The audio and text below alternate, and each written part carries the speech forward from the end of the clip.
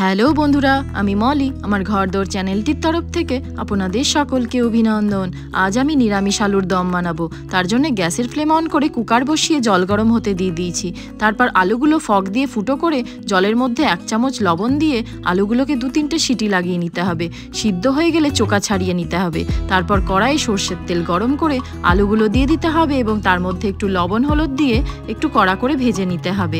ভাজা হয়ে গেলে ওই তেলের মধ্যেই একটা টমেটো, 2টো কাজু, 1 চামচ চালমগজ, 1 ইঞ্চি আদার টুকরো, একটা শুকনো লঙ্কা দিয়ে ভালো করে ভেজে নিতে হবে। ভাজা হয়ে গেলে মিক্সচার মেশিনে সেটা তুলে নিতে হবে এবং একটু জল দিয়ে খুব মিহি করে পেস্ট বানিয়ে নিতে হবে।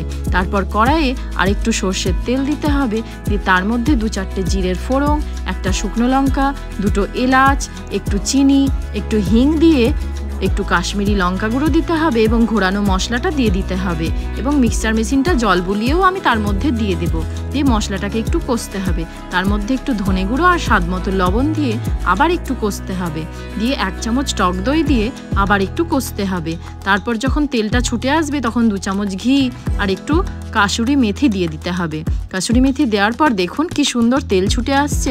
তখন ভাজা আলুগুলো ওর মধ্যে দিয়ে দিতে হবে। এবার 3-4টে কাঁচা লঙ্কা চেরা দিয়ে দিতে হবে। তারপর গরম জল ফুটিয়ে রাখা দিয়ে ঢেকে দিতে হবে কিছুক্ষণের জন্য।